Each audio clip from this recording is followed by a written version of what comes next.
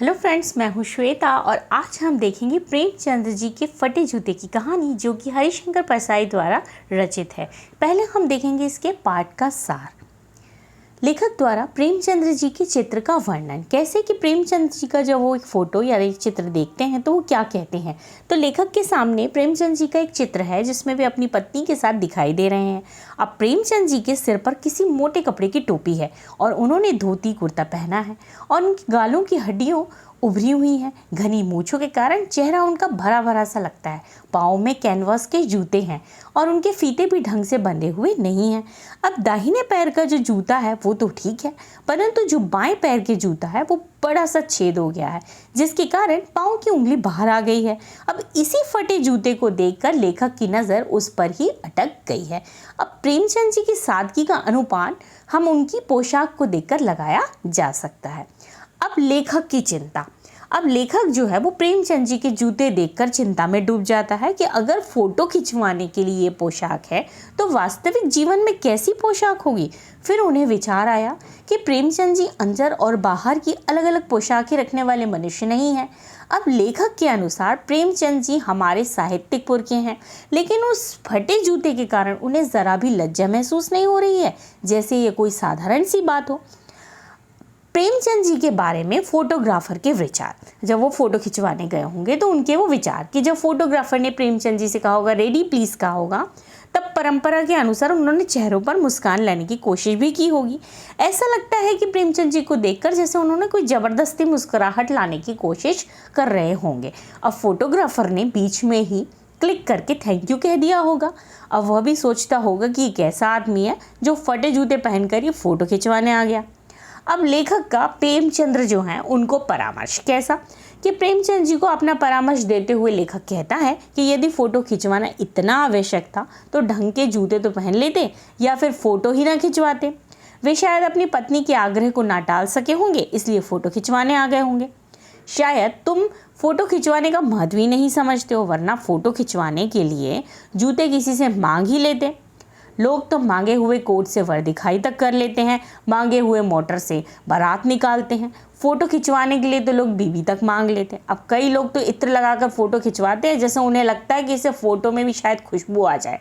अब लेखक कहता है कि जूता हमेशा टोपी से कीमती रहा है। अब टोपी तो 8 आने में मिल जाती है, पर उस ज़माने में जूते कम से कम 5 रुपये के तो रहे होंगे।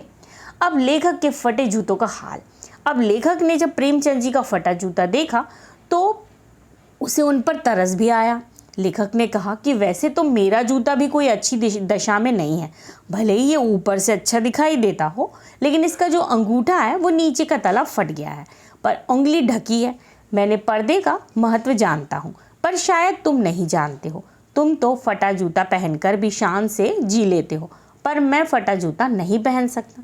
अब प्रेमचंद जी के जूते के विषय में लेखक का क्या विचार है।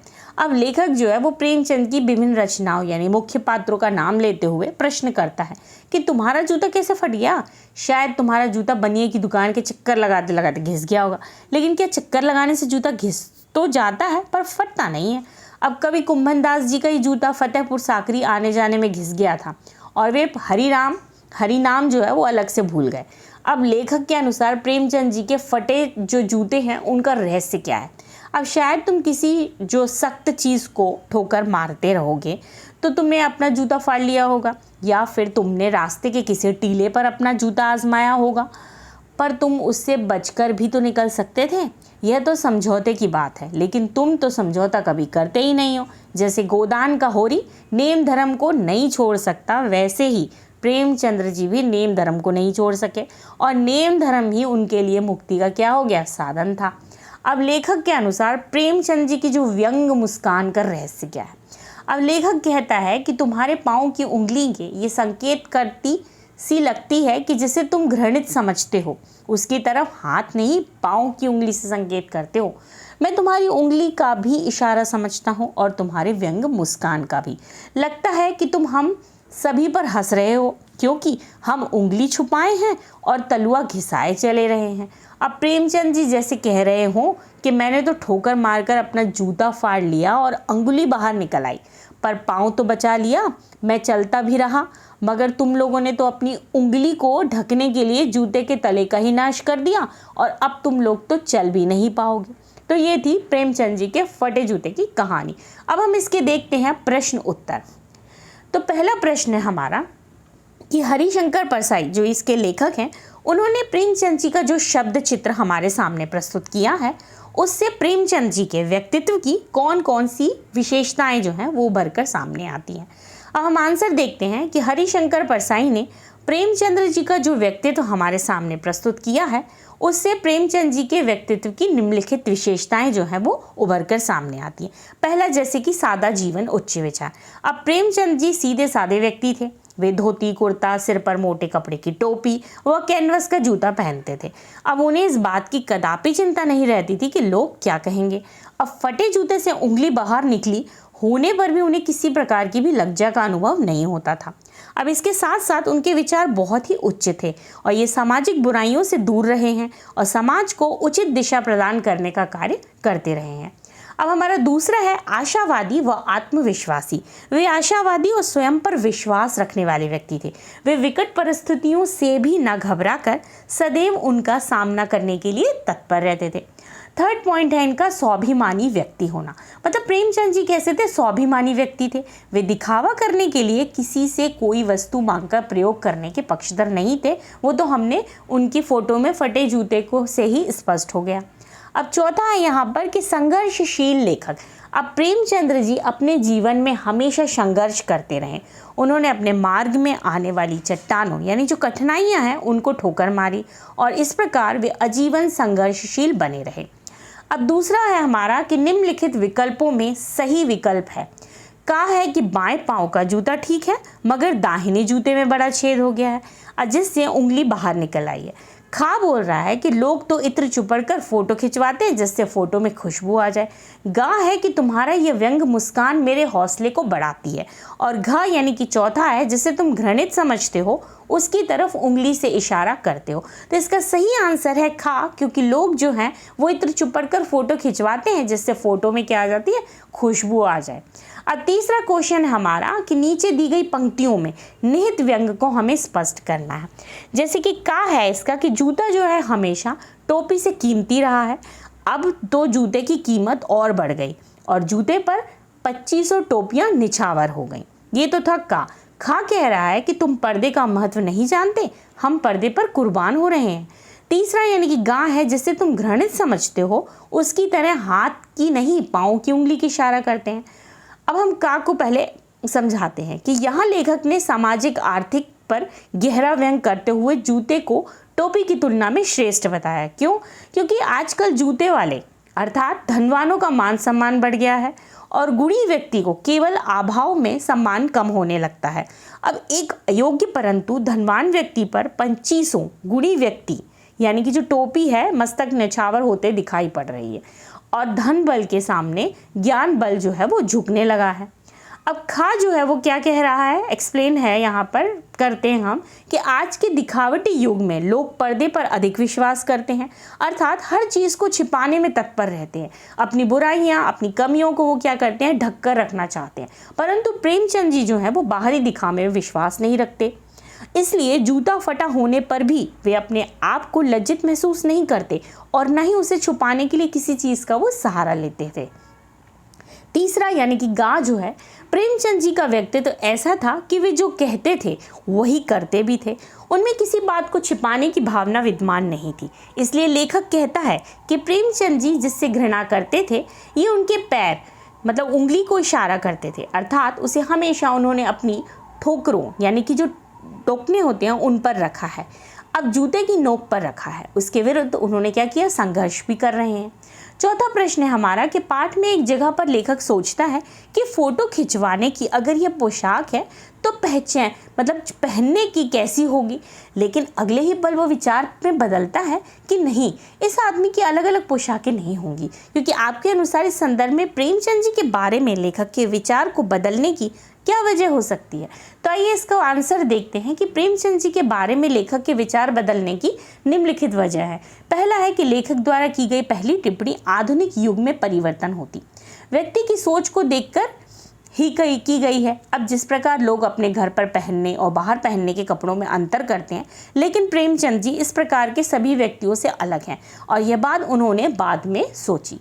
दूसरा है कि प्रेमचंद जी एक सीधे साधे साधारण आदमी थे। वे दिखावे की परवाह नहीं करते थे और ना ही ये सोचते थे कि लोग क्या कहेंगे, इसलिए पोशाक बदलने की बात उन पर लागू नहीं होती और इन्हीं कारणों से लेखक के बाद में क्या हुई, अपनी टिप्पणी बदल दी। अगला प्रश्न यानी कि 5वां जो है वो, आपने यह व्यंग पढ़कर आपको लेखक की कौन सी बातें हैं जो आकर्षित करती हैं। तो हम बताते हैं आंसर में कि मुझे इस व्यंग रचना को पढ़कर निम्नलिखित आकर्षित बातें हुई हैं। जैसे कि पहला है हमारा कि लेखक की व्यंग्य शैली यानी कि आकर्षक, गंभीर, गूढ़ अर्थ लिए हुए हैं जो समाज की कृत्रिम और शोषक व्यवस्था का प्रहार करती हैं। दूसरा पॉइंट है हमारा कि लेखक ने अपने व्यंग्य को विस्तार से समझाया है। उनकी यह विस्तारना शैली जो है वो किसी भी तरह के पाठक और लेखक को समझने में सहायता भी करती है। तीसरा है हमारा कि लेखक की जो संवाद शैली है वो बात बात में निकालने की प्रवृत्ति अत्यंत प्रभावी है। लेखक पूरी रचना में पाठक का लेख के साथ एक अप्रत्यक्ष संवाद स्थापित करता चलता है, जिससे पाठक की सहजता, उसकी रुचि दोनों ही बनी रहती है। अब जैसे लेख का आरंभ प्रेमचंद जी के फटे जूतों से होता है, लेकिन वह प्रेमचंद जी के पूरे व्यक्तित्व को उसमें समेट लेता है। अगला प्रश्न है 6वां कि पाठ में जो टीले शब्द का प्रयोग हुआ वो किस संदर्भ को इंगित करने में किया गया है। अब टीला शब्द रास्ते की रुकावट का प्रतीक है। पाठ में टीले शब्द का प्रयोग व्यक्ति के जीवन में आने वाली कठिनाइयों, संघर्षों और असुविधाओं के लिए किया गया है। अनेक बुराइयां, कृतियां और भ्रष्ट आचरण जीवन की सहज गति को बाधित कर देती हैं, जैसे कि शोषण है, अन्याय है, छुआछूत है, जाति पाति आदि। अब हम अगला देखते हैं रचना और अभिव्यक्ति। जो हमारा प्रश्न 7वां है कि प्रेमचंद जी के फटे जूतों को आधार बनाकर जो परसाई जी ने यह व्यंग्य लिखा और आप ही किसी व्यक्ति के पोशाक को आधार बनाकर एक व्यंग्य लिख सकते हैं, तो ये आपको खुद से करना है। अब 8वां प्रश्न है हमारा कि आपकी दृष्टि में वेशभूषा के प्रति लोगों की सोच में आज क्या परिवर्तन आया। आजकल लोग अपनी वेशभूषा के प्रति अत्यंत सतर्क और आधुनिक दृष्टिकोण रखते हैं। लोगों को लगने लगा है कि वे जो वेशभूषा होती है वही व्यक्ति की पहली छाप होती है जो सामने वाले को प्रभावित करती है। लोग इस बात को लेकर अत्यंत संवेदनशील हो गए हैं। वेशभूषा के कारण ही लोगों के व्यवहार में अंतर भी आ गया है। आ जाता है समाज के सभी वर्ग एवं समुदाय के लोग अब अपनी वेशभूषा के प्रति अत्यधिक क्या हो गए, सचेत रहते हैं और उनके माध्यम से सामने वाले व्यक्ति को प्रभावित करने की क्या करते हैं, कोशिश करते हैं। अब हम बात करते हैं हमारा अगला प्रश्न 9वां जो है वो पाठ में आए मुहावरे। हमने देखे बहुत सारे जो शब्द थे वो मुहावरों के रूप में प्रयोग किए गए हैं, तो उनसे हमें क्या बनाने हैं, वाक्य बनाने। कैसे, जैसे कि हमने देखा हौसला पस्त करना, इसका मतलब होता है उत्साह को क्या कर देना, नष्ट करना। अब जो भारतीय खिलाड़ी हैं उनके प्रदर्शन ने जो विपक्षी टीम यानी अपोजिट टीम थी उनके हौसले क्या हो गए, पस्त कर दिए इन्होंने। अब अगला है ठोकर मारना, इसका अर्थ होता है चोट करना, यानी कि आज की राजनीति में गरीबों के पेट पर ठोकर मारने का प्रचलन आम हो गया है। अगला है पहाड़ फोड़ना, इसका मतलब होता है बाधाएं को नष्ट करना। मतलब प्रेमचंद्र जी जो हैं वो सरीखे रचनाकार पहाड़ फोड़ने में विश्वास करते थे, मतलब उससे बचकर निकलने में नहीं। अगला है टीला खड़ा होना, मतलब बाधाएं आना। अब जीवन में कठिनाइयां छोटे छोटे टीलों के समान खड़ी होती रहती हैं। अब हमारा अगला प्रश्न है 10वां, जिसमें प्रेमचंद जी के व्यक्तित्व को उभारने के लिए लेखक ने जिन विशेषणों का प्रयोग किया है वो बताना है हमें। सूची हमने बनाई। अब हम बताते हैं कि व्यक्तित्व को उभारने वाले निम्न विशेषण प्रयोग कैसे हैं। पहला है जैसे कि महान कथाकार, दूसरा है युग प्रवर्तक, तीसरा साहित्यिक पुरखे, और हमारा चौथा है उपन्यास सम्राट, और 5वां है जनता के लेखक। तो ये था हमारा प्रेमचंद्र जी के फटे जूते के प्रश्न उत्तर। धन्यवाद।